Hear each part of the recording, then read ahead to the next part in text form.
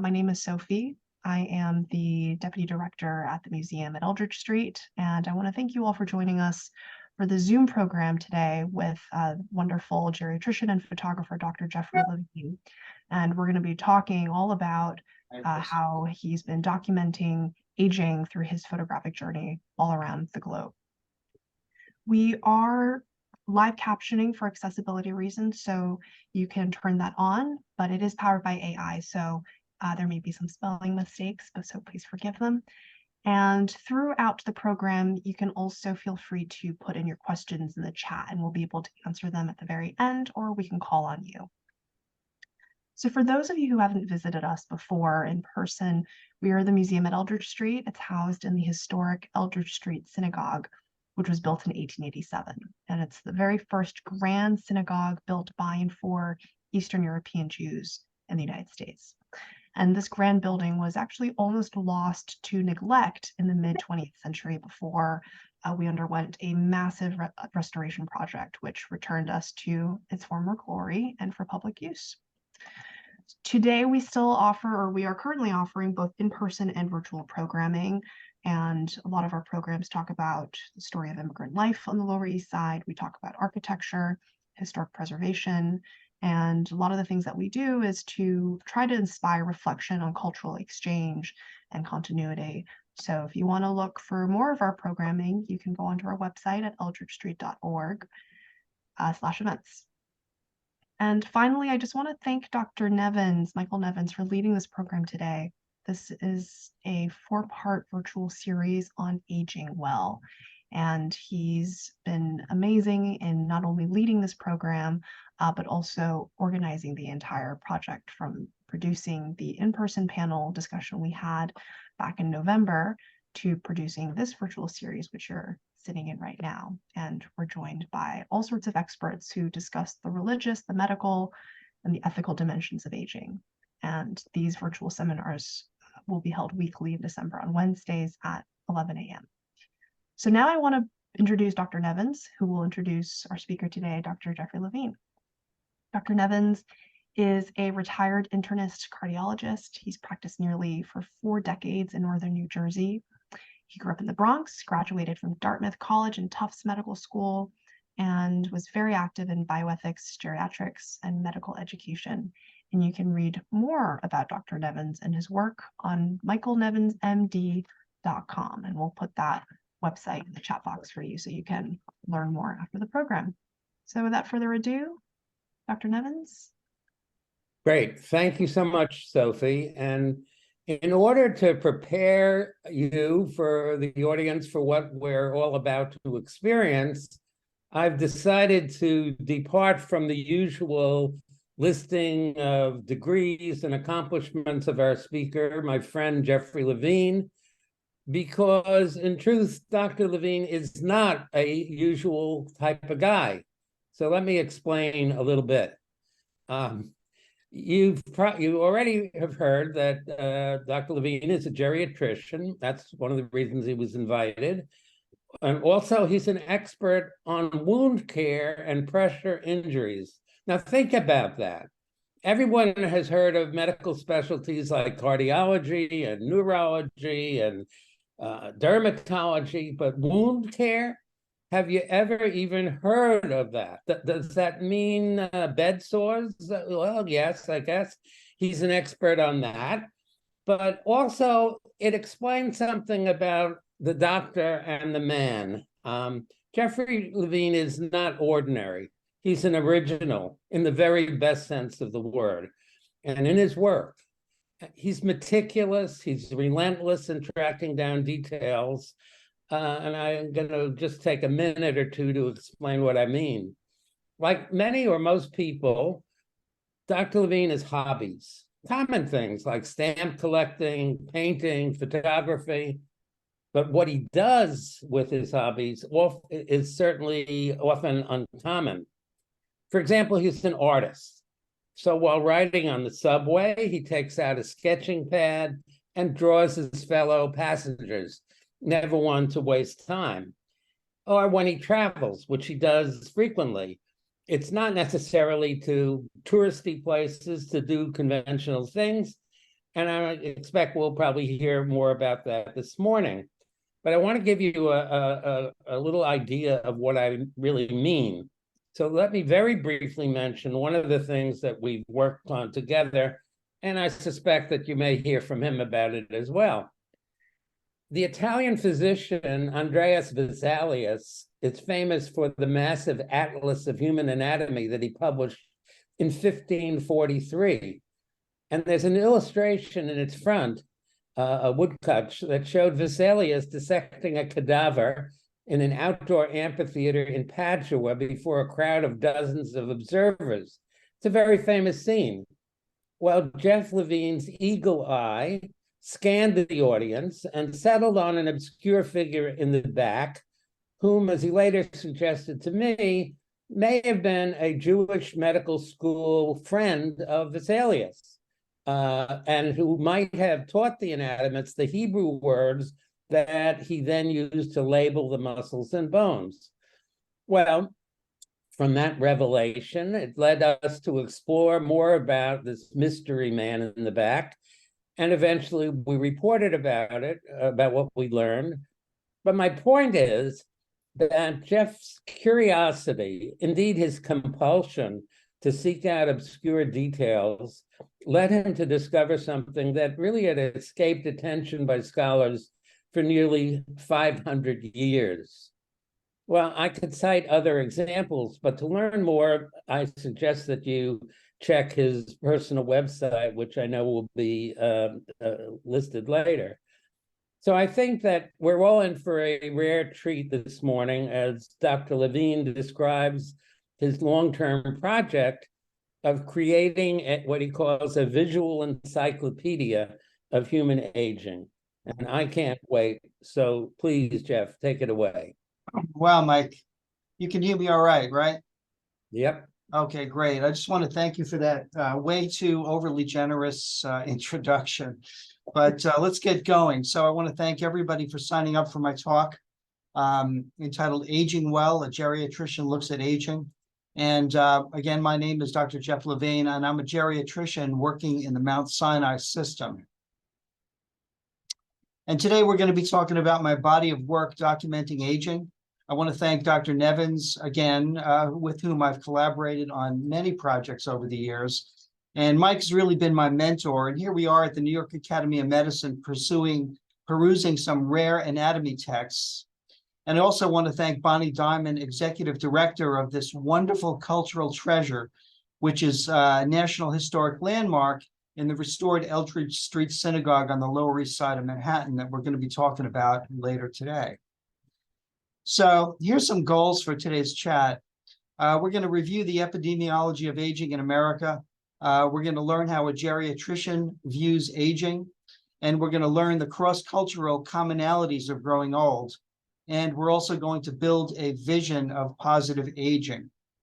And we're going to do this through my photographic portfolio that's been developed over the last 3 decades. And just as an FYI, all of these images are copyrighted. If you want to use one, you got to get in touch with me first.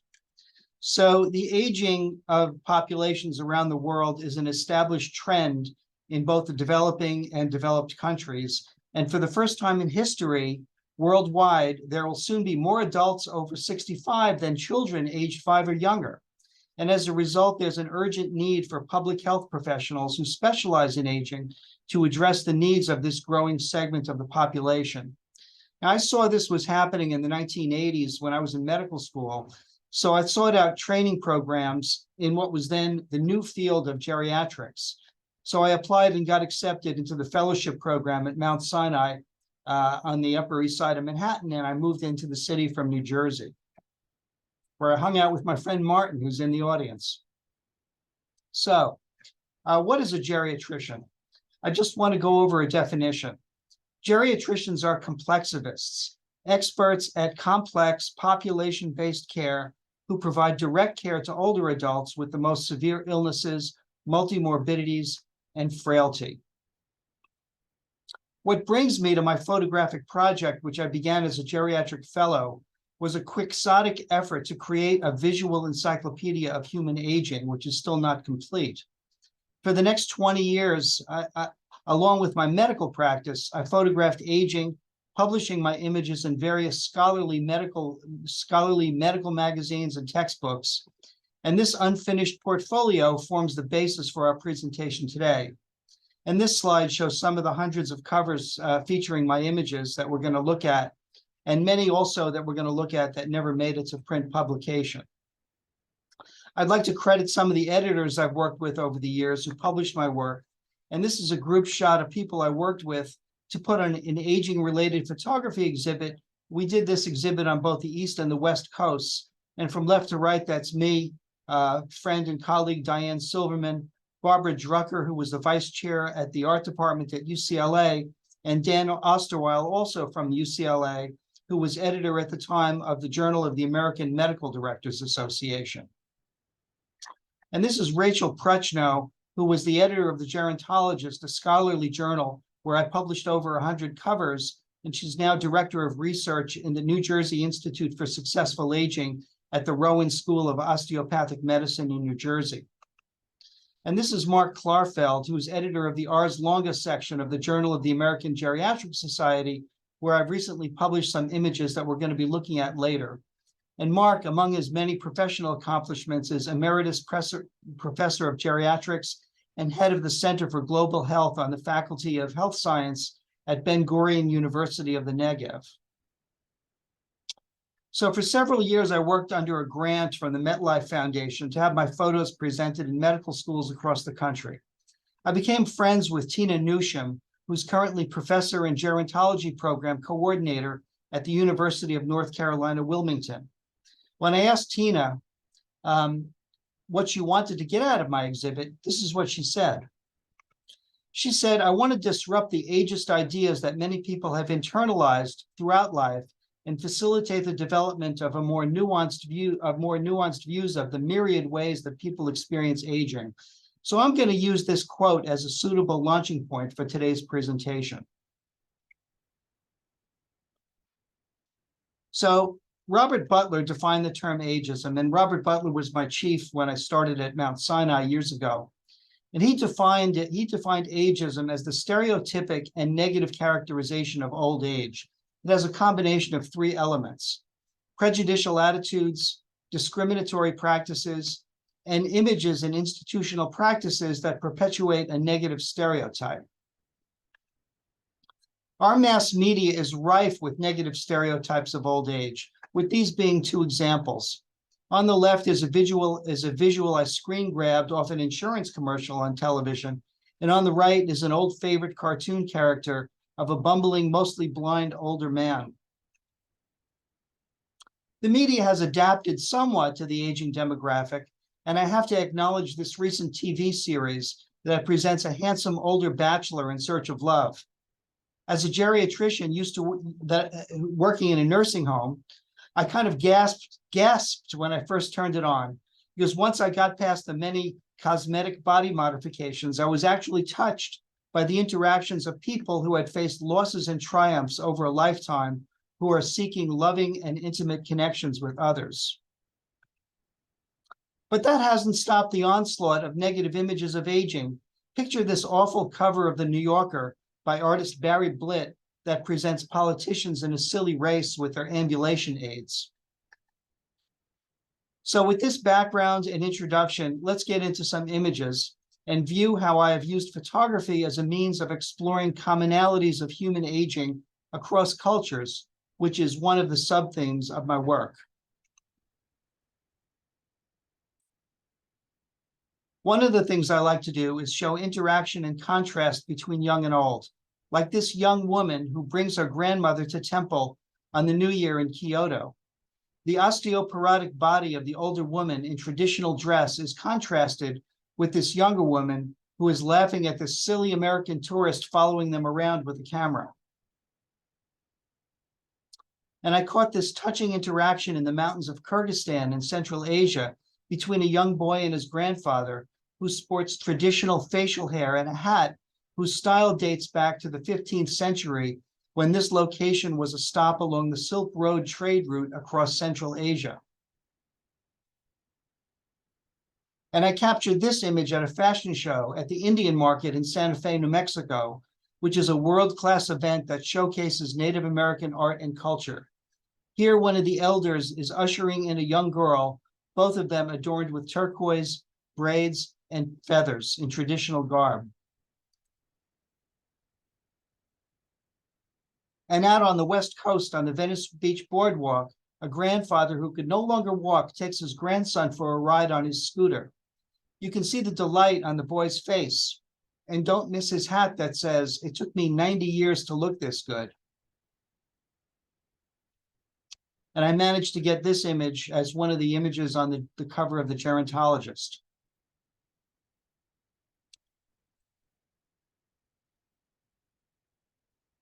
So let's explore another sub-theme of my work, and this is the visual representation of frailty, a concept that's basic to geriatrics.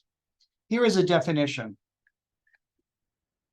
Frailty is defined as the state of increased vulnerability resulting from age-associated decline in reserve and function, such that the ability to cope with acute stressors is compromised. And as a geriatrician, this is a basic concept, and I've had unique access to this population that is mostly hidden from view. Some years back, I received permission to photograph inside a most unusual nursing home. This place was called Maria Regina Residence in Brentwood, Long Island, and permission was granted by my colleague, Dr. Lori Bright Long, who was medical director at the time, in conjunction with the administration. The facility was unusual in that they cared primarily for aging clergy. These were nuns and priests who had spent their lives in the clergy. I spent the day there witnessing loving care that should serve as a model for all nursing homes. And in this image, a CNA certified nursing assistant comforts an aging nun who suffered from frailty and advanced dementia. In the Maria Regina home, they had daily mass, and the nuns and priests filed into the chapel. This lady, because of her cognitive deficits, no longer had the ability to speak. But amazingly, during the prayer service, she could sing along with the congregation. And it just goes to show you what music and spirituality can do for the aging brain and for people who have cognitive impairment with Alzheimer's disease. And in a different nursing home where I worked, I observed a woman whose mind was completely there, but could no longer use her hands because she suffered from a lifelong case of rheumatoid arthritis. And in this image, you can see the swollen and deformed joints that are accompanied by contractures or shortening of the tendons. One of my colleagues pointed out that some African Americans and other people in certain demographics that are economically compromised can have poor access to care, which results in premature advanced debility and illness, which might have been the case here. In other words, people who have limited access to care might not have reached this state of advanced debility. So I had the opportunity to visit a home for the aged in Bolivia, where elders congregated in an old crumbling colonial mansion. I was able to take this picture of a lady struggling to get breakfast, barely able to walk, and I believe she basically summarizes the concept of frailty. And I had the opportunity to publish this photo on the cover of the Gerontologist. This was back in 2011.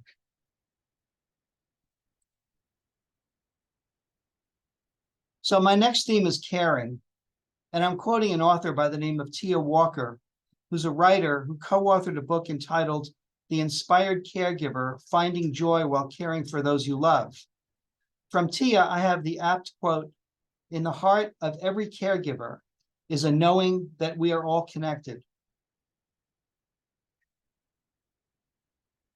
So I had the amazing and wonderful opportunity to spend a day photographing at the Senior Health Geriatric Clinic, which at the time was downtown. I think it was on 25th Street and 7th. It was run by my colleague and friend, Dr. Joyce Fogel. Dr. Fogel had set the tone for this place, and served and still serves as mentor to hundreds of fellows in training. And what pictured here is a nurse practitioner by the name of Sheila Obanaga with patient Edith doing a routine ear exam. And I was able to follow along through the day and capture the process of care as these older members of the community came and interacted with the doctors and nurses. And this is my colleague, Dr. Wendy Leavenworth, a skilled clinician whose love for our patients really came through in her encounters.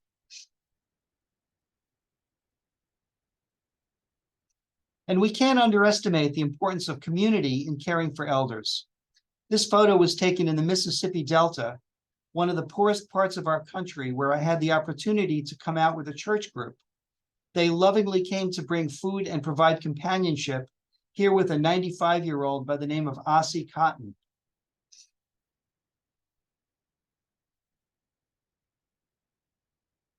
I also had the opportunity to visit and photograph an unusual caring community where you wouldn't expect it. This photograph was taken in the Louisiana State Penitentiary, also called Angola, which you might have heard of. They had a unit called the Barrow Treatment Center that was established by the warden that served inmates who are severely physically impaired or dying. Here, an inmate by the name of Scotty, who was there for 2 life sentences for murder, volunteers helping the older folks exercise in this little yard. I spoke to him, and he told me that he sees his work as a form of redemption, and told me that working in the center made it dawn on him how fragile humans are. And this is one of my favorite photos of my colleague, Dr. Jeff Nichols, who's in the middle. He's a geriatrician who for years served as the beloved physician for the Missionary Sisters of Sacred Heart, who lived in a facility and still live there on the Lower East Side of Manhattan, overlooking the East River. I had the opportunity to visit them and do a group picture, and they all ran out. They all ran out to this little hallway where I could take the photo between prayer sessions. And you take a look at this photo, and you can just see the love coming from everybody for this doctor. And really, anybody who knows Jeff would understand this picture. It really encapsulates who he was and who he is. Whoops. So the pandemic, as you know, really shook things up in healthcare and the rest of the world. I was working for the new Jewish home on the Upper West Side at the time, and all staff had to function wearing full PPE or personal protective equipment, and residents in the common areas had to mask up. And this is my colleague, Dr. Stephanie Lay, who's caring for one of the residents, Mr. Martin Fox, who was one of her patients at the time. And I managed, actually, to get this photo on the cover of the Journal of the American Geriatrics Society at the time in May 2021. That was accompanied by a mini editorial by the editor advocating for all staff to get their vaccinations.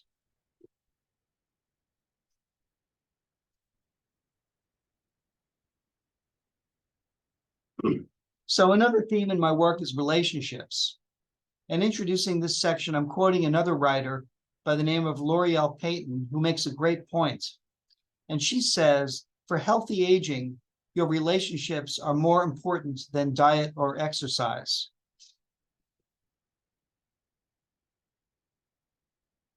So when Governor Cuomo signed New York's Marriage Equality Act into law on June 24th, 2011, I sought out a newly married couple to photograph, and this is Ralph and Richard, who settled in the Catskills outside of Woodstock, and allowed me to come and visit and photograph them. On the table behind them are relics and souvenirs they collected together from their love of old railroad memorabilia. They traveled around the world riding on old trains. And so we had a good talk, and I visited them for the afternoon, and I took this photograph in their backyard. So I didn't get the names of these people, unfortunately, as they slipped through a crowded tattoo show in Manhattan. As the oldest couple in the room, they were clearly local celebrities. And the man on the right had tattoos and piercings that he collected on his body from a lifetime from a lifetime on the sea. And they were having a real blast at this tattoo show. And one day, and the editorial assistant at the Gerontologist emailed me looking for a cover for a special issue on baby boomers, and I knew just who to call. The couple was easy to track down, and this is Nick and Bobby Erkel. Bobby unfortunately passed away in the last couple of months. It's in there. This photo was taken at their home in the Catskills, in a town called Pine Bush, which is not far from the Woodstock Music Festival that took place in 1969. And their photograph, taken by photographer Burke Uzel, landed on the cover of the Woodstock album and immortalized their love. And they were 20 years old at the time that this photo was taken. So when I contacted them, they invited me to their home to photograph them, and I got this photo on the cover of the Gerontologist.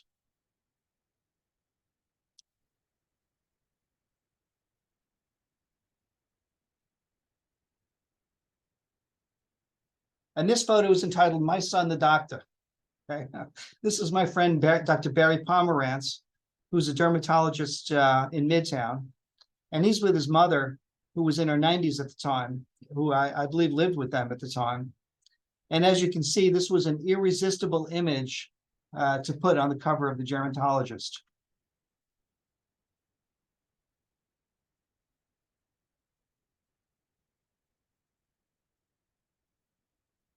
And we can't forget the relationships between humans and animals, our four-footed furry friends, which can be rewarding, comforting, and healing. And in one of my various nursing home jobs, I'd bring my dog Parsley to interact with the residents who loved him, and Parsley gave the love back. So I managed the amazing feat of getting my dog Parsley on the cover of the Journal of the American Medical Directors Association. My friend Dan Osterwald was the editor at the time, with one of the residents of the nursing home where I was working.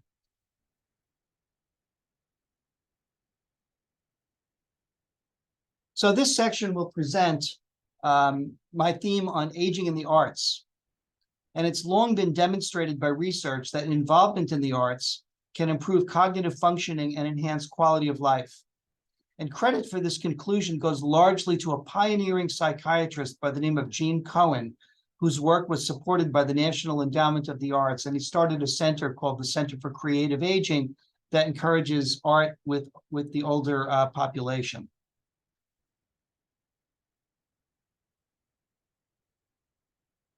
And as a medical doctor working in Greenwich Village, I had the opportunity to take care of many aging artists. And this is Lori, who'd been a patient at St. Vincent's Hospital, unfortunately now closed, who invited me to one of her shows at a gallery on 57th Street. This was a life retrospective show for her. And she was a sculptress who created her figures out of stone and tree trunks in her studio that she maintained in the West Village. And she explained this piece to me, saying that it was inspired by the strength of the nurses at the hospital at St. Vincent's, who moved and turned her when she was sick.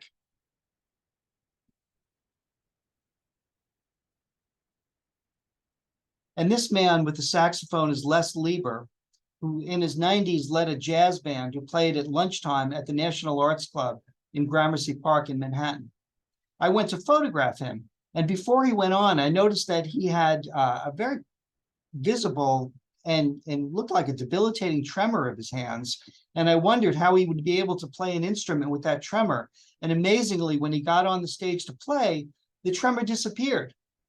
And it, again, demonstrates the healing power of music and what it must do to neural networks.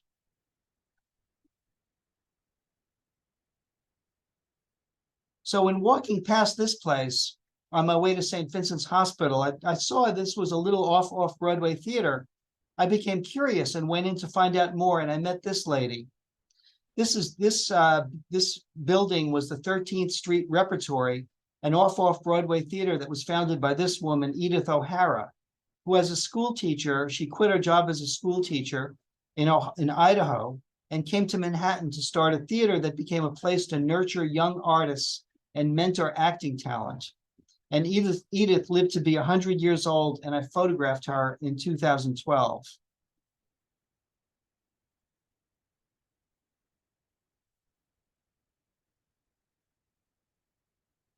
This is Maximo.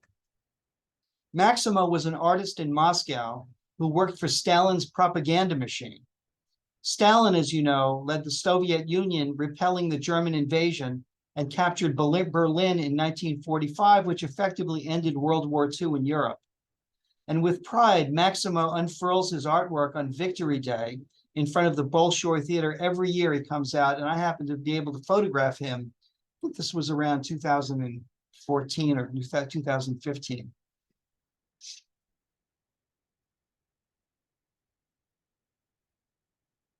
And this painter was 100 years old when I photographed him in his studio at the National Arts Club in Gramercy Park. You may have heard of Will Barnett, whose paintings of everyday life and dreams are hanging in major museums around the country and the world. He's quoted as saying, "Painting is almost like a religious experience, which should go on and on. Age just gives you the freedom to do some things you've never done before. Great work can come at any stage of your life."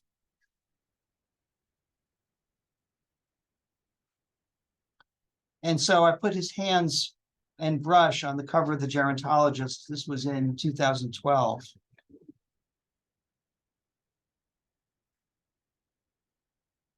And finally, in this section, I wanted to give a shout out to the Museum of Modern Art, which sponsors public programs for adults 65 and older in group tours and workshops with special programming for persons with Alzheimer's dementia.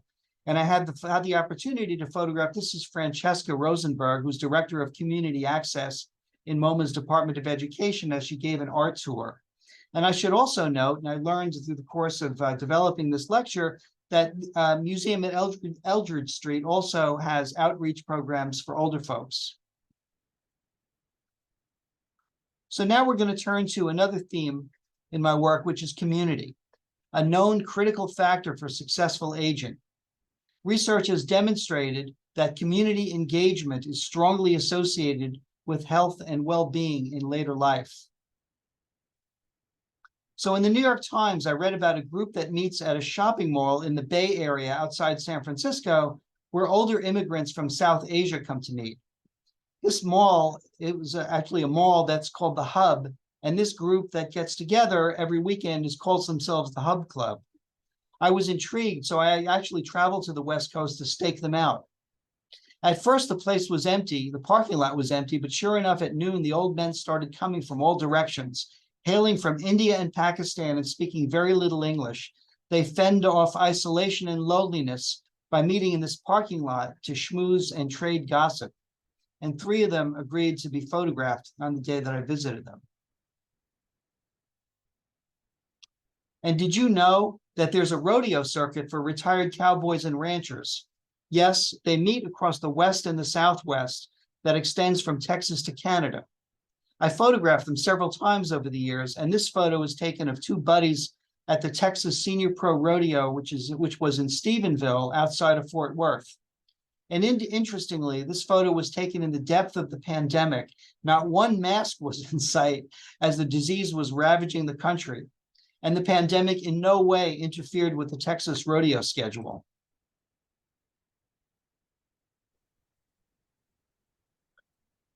So one of my patients told me that he runs a Tai Chi group at a senior center in Queens. So of course I went out there to photograph him in action. And here he is, his name is Abe, and he's leading a group at the Bayside Senior Center in Manhattan's outer borough. Research has shown that Tai Chi for older folks improves balance, reduces falls, increases flexibility and stability, and meeting together provides community for these Asian American elders. So I can't talk about aging in America without talking about veterans. I wanted to find a member of the original Tuskegee Airmen, the group that broke the color barrier in World War II. So I went to a 4th of July picnic in Brooklyn, where I met this gentleman on the left, by the name of J.T. Freeman. And you can see he's wearing his Tuskegee Airman hat, and he's wearing around his neck a congressional medal. And he was enjoying the afternoon with his friend Claudio Cook, a much younger man who had been a Marine drill sergeant. And Claudio pulled me aside and told me how much he owes JT for opening doors for African Americans in the once segregated military. So of course I got GT on the cover of the Gerontologist, and he was so thrilled that he invited me to come to a meeting of the Tuskegee Airmen at a hangar in JFK Airport, at an empty hangar, and they meet regularly at JFK Airport. So I went there, and I brought a stack of Gerontologists, the Gerontology magazine. I handed them out to everybody, and JT was so thrilled that he stood up and he wanted to nominate me as an honorary member of the Tuskegee Airmen.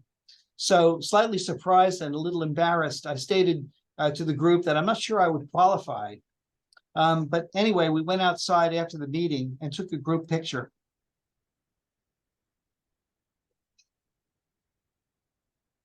And these are the Tuskegee Airmen that came out to meet together at an empty hangar in JFK.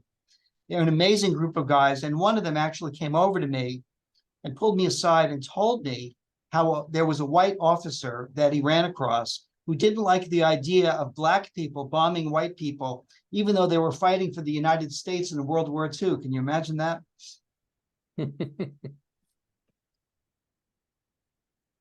So we're entering the home stretch here. And I'm going to talk about my year with the Sages. And one day, while photographing on the Lower East Side, I saw some old men in religious garb entering a brownstone building on East Broadway. Some needed walkers and had attendants to help them. And curious about what was going on, I went inside. What I found was a place of quiet spirituality. It was filled with very old men studying holy books. This was what you call a shtibel. A shtibel is a small, modest room that serves as a place to learn and pray, which is distinct from a synagogue like the elaborate structure at Eldridge Street. This was one of the last functioning shtibels on East Broadway, on a street that in the early 20th century was known as Shtibel Row on East Broadway. So I took a look around, and it was a virtual museum of Jewish life on the Lower East Side of Manhattan, with photographs, old Jewish National Fund charity boxes, and stacks of tattered prayer books. So I was welcomed by Rabbi Klein, who explained to me the place. And it's a very interesting history.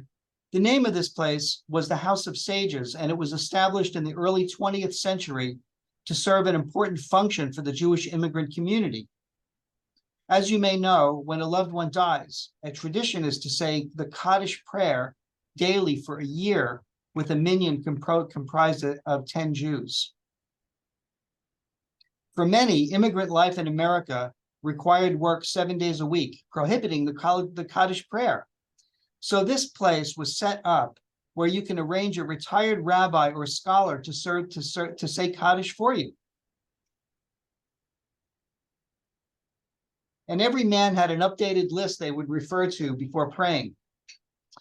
And the memorial prayers for the dead were said, and the old men had a purpose in their life, and Kaddish was said for the deceased.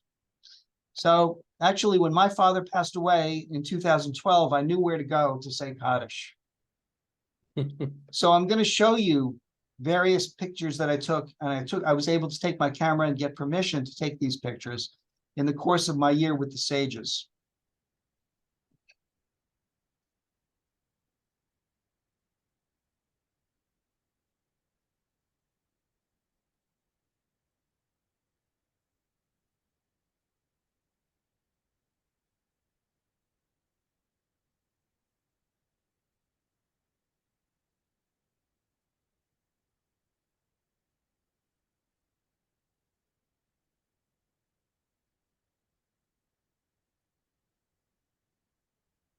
So this man's name was Binyamin. He was 90 years old, over 90 actually. He was living in a local nursing home, and the group picked him up every day in a van and brought him to the shtibel. He carried in his prayer book photos of his father that he showed me and allowed me to photograph him. And as you probably know, honoring your parents is one of the 10 commandments. So I took his picture and got him on the cover of the Gerontologist. So my communication with these men in the course of this year was very limited. Many of them couldn't speak English, and I couldn't understand their languages, which included Yiddish, Polish, Romanian, or Hungarian. So basically we were stuck. And even when I was able to communicate with them, they'd tell me nothing about themselves or their background. However, I had a clinic at the time at Beth Israel Medical Center, which was on the edge of the Lower East Side, and I had the opportunity to provide medical care for some of them. And one day, one of the sages, accompanied by his family, came to my office with a new problem. And in the course of examining him, I said, okay, take off your coat. And I was kind of shaken up with what I saw.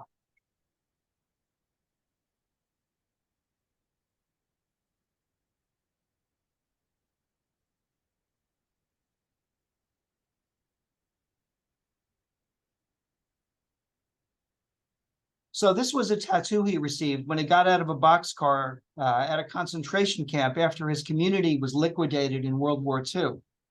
And really, this was the first time I ever saw such a tattoo. And it revealed a lot about this group of sages I was saying Kaddish with. His family allowed to photograph his arm, provided I didn't show his face, and also provided that I made copies for all of his kids, and he had 7 kids. So I did that, and I photographed this this was taken with black and white film. So let's move on with my year with the sages.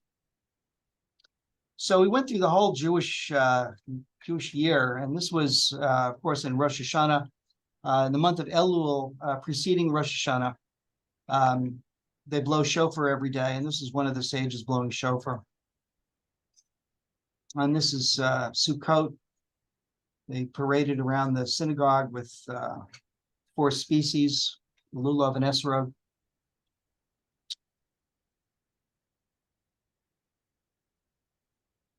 These are the sages coming in to pray. They're wearing their, what do you call these? Shtreimels, thank you. They're wearing the shtreimels. And here's one of them close up with his shtreimel, matching his beard and his payas. His payas is the long earlocks. Hanukkah, just coming up, I think this week. Dancing on joyous occasions. They got together and joined hands and danced around the synagogue.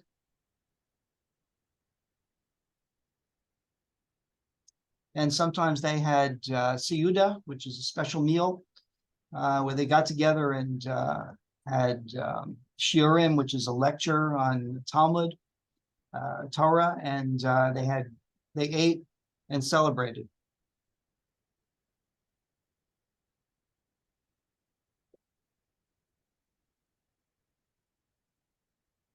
And after the afternoon prayer, they'd all pile out and get in their cars, or there was a van that would take them back home. And any weather of any day, they were still there. And here they are going home in the middle of a snowstorm.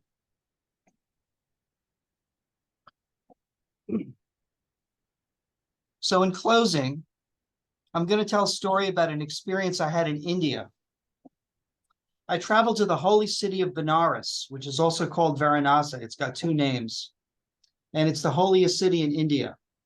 It's built on the banks of the sacred river Ganges. And it's here where one can obtain moksha, where the soul is freed from the cycle of reincarnation through birth and death. Hindus bring their dead from all over the country for cremation and spread the ashes into the river. There are even hostels where the elderly can come to die. And as a geriatrician, I became interested in these customs, and I traveled to Benares to learn more about their customs and observe.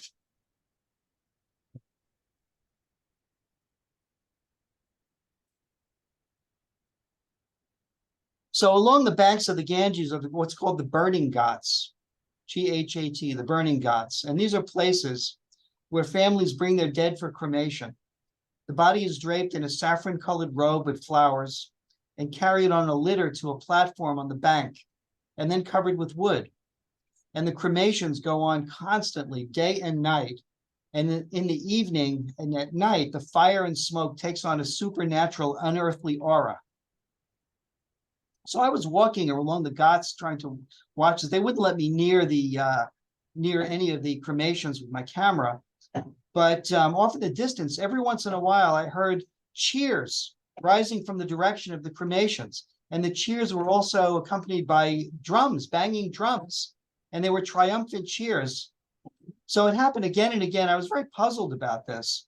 So I found someone to ask, and they told me that when a very old person dies, they celebrate with cheers for a life well lived.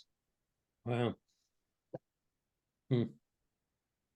So the glow and the smoke from the fires that you see here became a brief and unexpected celebration of aging.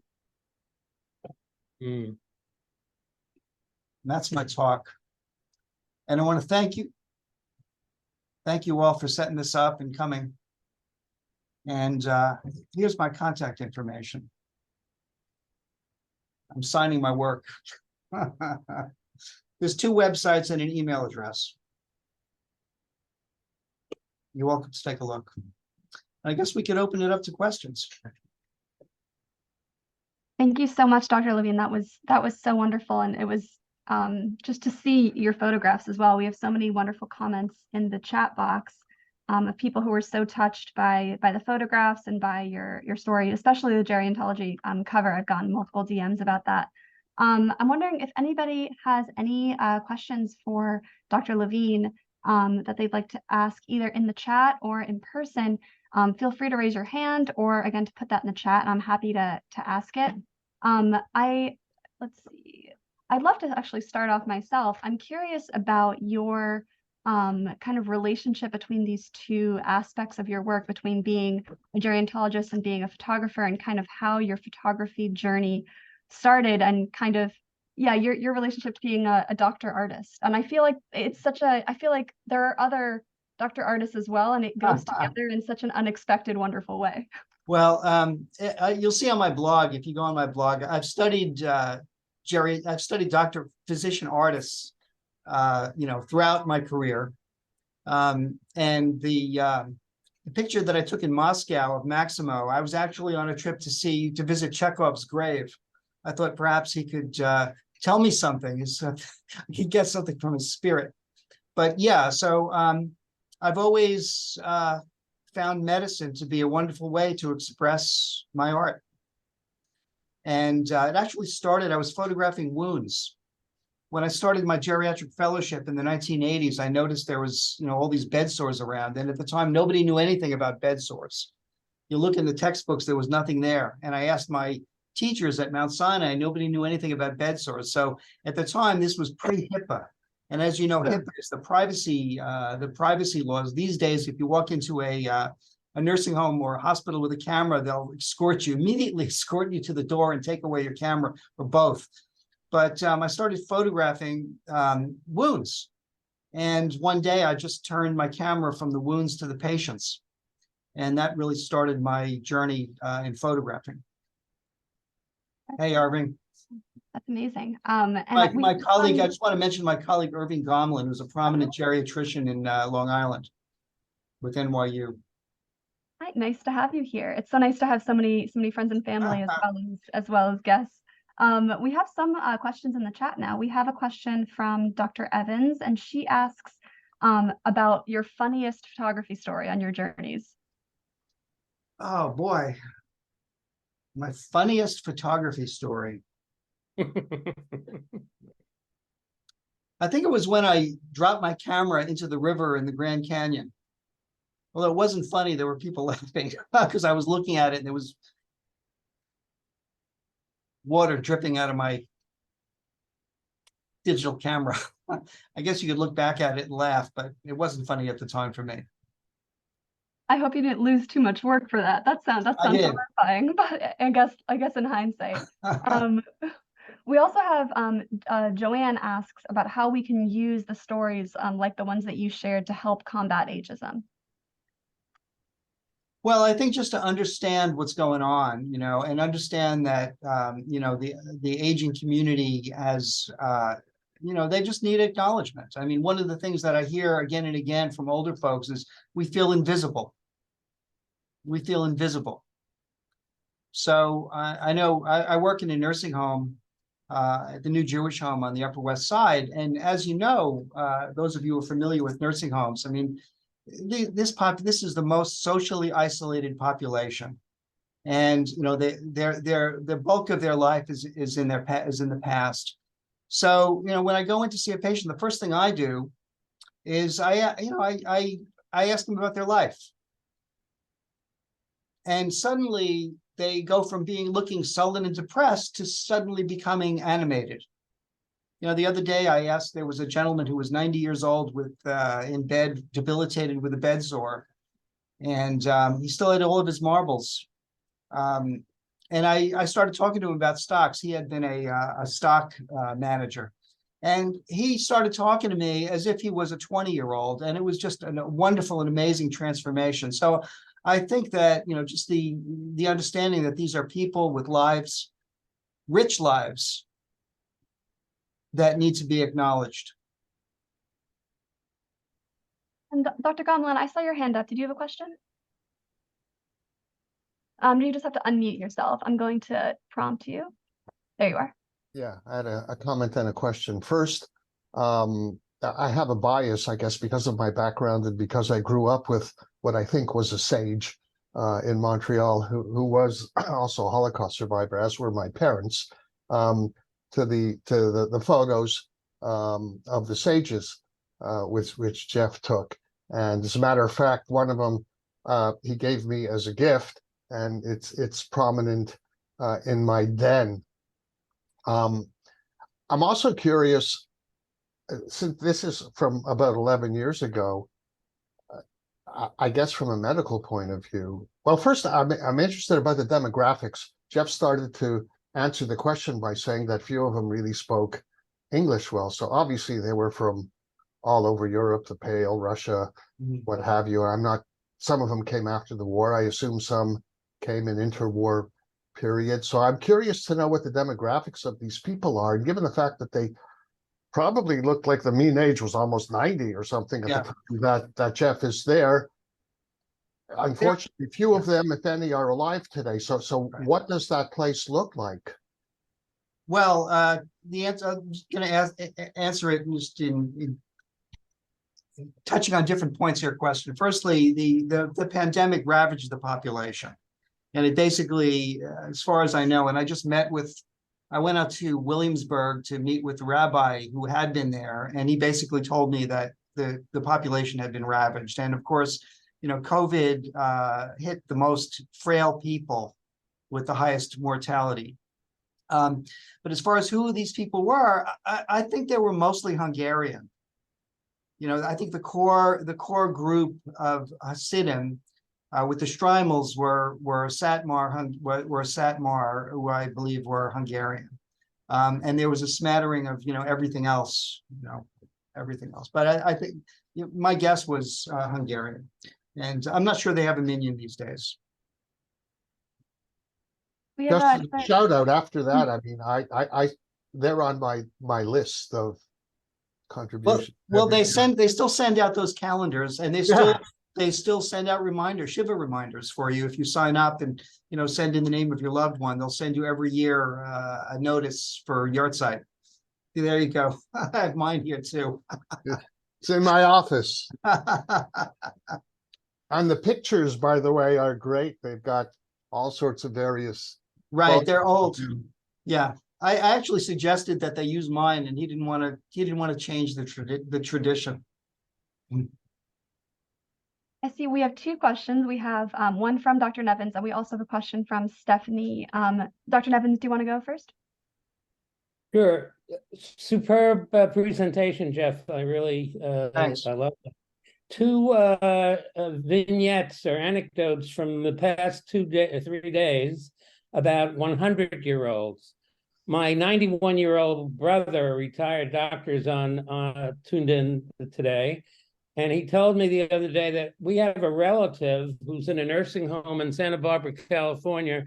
She just celebrated her 100th birthday and evidently enjoyed it enormously. The reason I mention that is that our relative has had severe Alzheimer's disease for, get this, 20 years, and has been in this nursing home and still is able to enjoy her centenary birthday.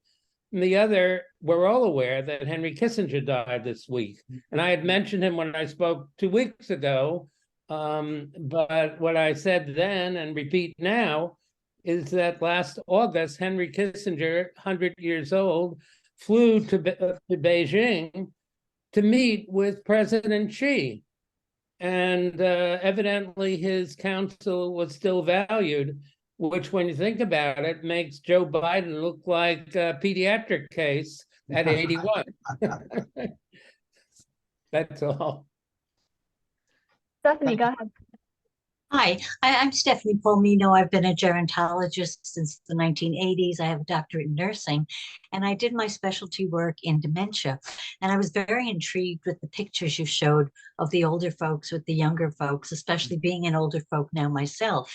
And I'm wondering, in public health, where I work right now, we do a lot of work looking at early childhood trauma.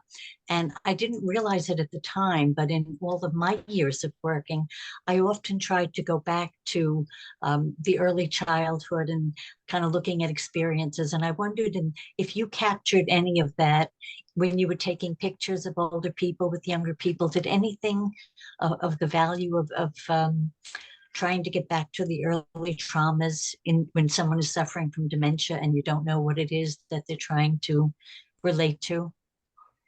Well, that's a great question, and I have to tell you, I never addressed it directly, but sometimes I've addressed it indirectly in my practice, because I have seen and cared for older folks who unfortunately sometimes go back and get fixated on something that happened to them, often family related.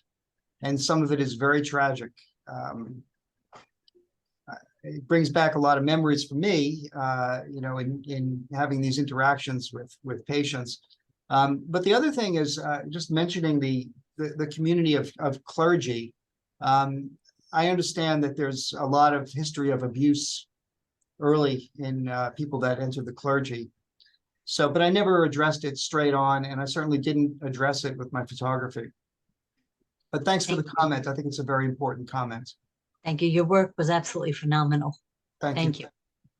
Thank you so much, Dr. Palmeno. And we have actually a few more questions in the chat. One from Dahlia. She asks, she's a physical therapist and she's also a sketcher. And she asks for your opinion about the kind of the differences and similarities between sketching this theme or photographing this theme of aging. I would say go to my website, levineartstudio.com, because I have a lot of sketches related to aging there.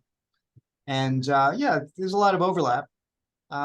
You kind of avoid the HIPAA issues if you start sketching patients in facilities, if you bring your sketchbook. And if you involve patients in the arts, art therapy is a wonderful way to engage patients.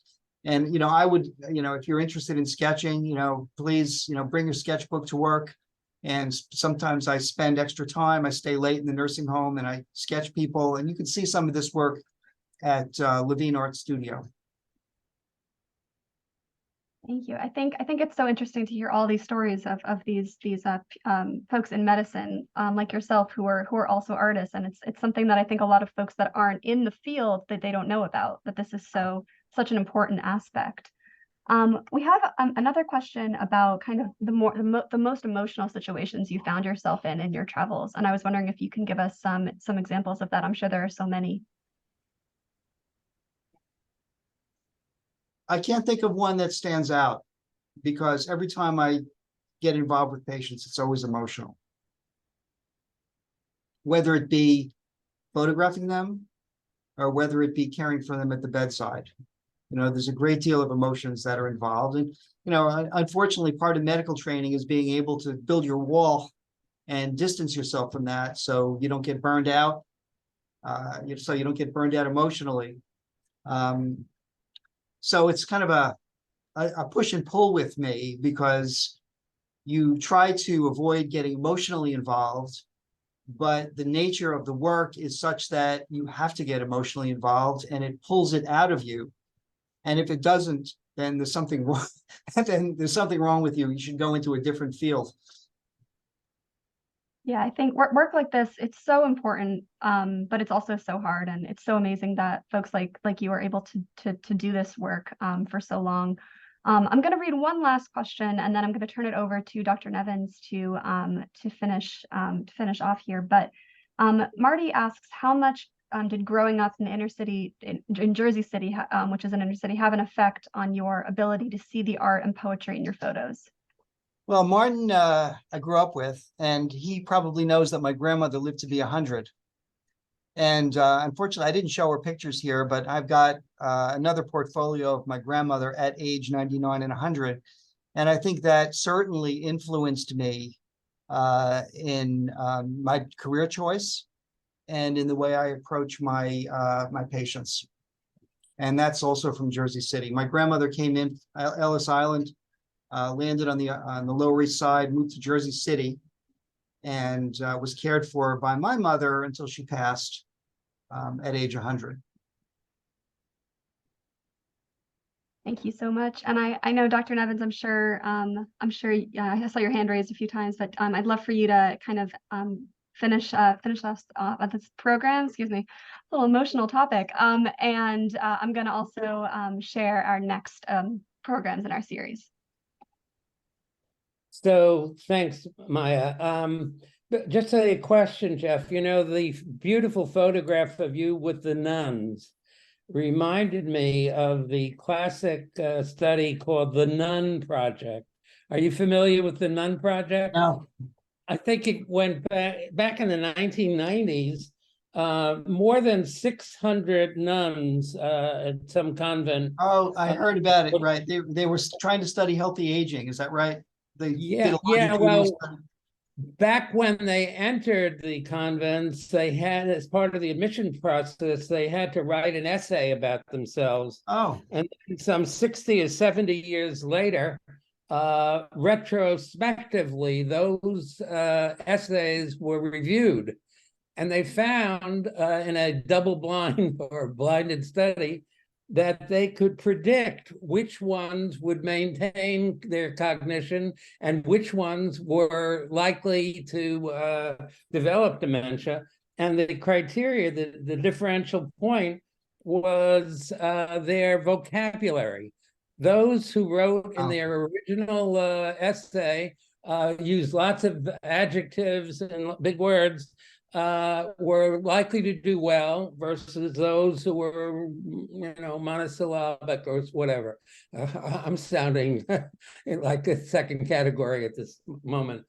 But it was very interesting because very early in life, there were signs that might, be predictive of what would happen later on. Interesting. But to close, I want to thank, for all of us, I want to thank Dr. Levine for a superb presentation.